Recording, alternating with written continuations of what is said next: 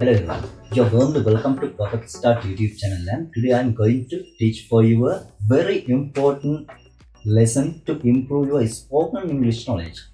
අයිබෝන් Perfect Start YouTube channel එකට අප ඔබ සාදරයෙන් පිළිගන්නවා වගේම අද දවසේත් අප ඔබට රැඳවලා තියෙන තාමත් වැදගත් පාඩමක් ඒ ඔබගේ spoken English knowledge එක improve කරන්නට.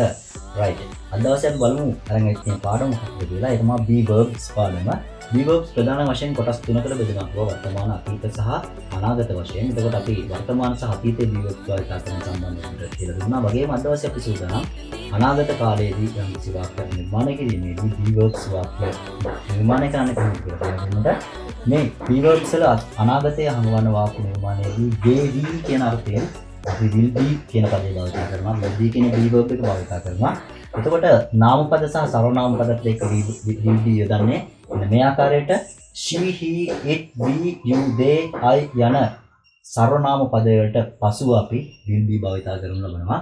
ඕනෑම සර්වනාම පදයක් ඒක වචනයක් වුණත් බහු වචනයක් වුණත් අපි ඊට පසුව will be යන්න භාවිත කරනවා. අනාගතයේ they we යන්න අර්ථ ගැනීමේ වාක්‍ය නිර්මාණ කිරීම සඳහා අපි යන උදාහරණය වෙත she will be a student. she will be a student. ඇය ශිෂ්‍යාවක් වේවි. අනාගතයේදී ඇය ශිෂ්‍යාවක් වේවි. he will be a doctor. ඔහු වෛද්‍යවරයෙක් වේවි. we will be a kind people. kind කාරුණික මිනිස්සු වේවි. අපි කාරුණික මිනිස්සු වේවි. අනාගතයේදී තමයි වේවි කියන්නේ. you will be suppliers. ඔබ සැපයුම් කරුවෝ වේවි. they will be officers. ඔවුන් නිලධාරීන් වේවි. they will be a lecturer.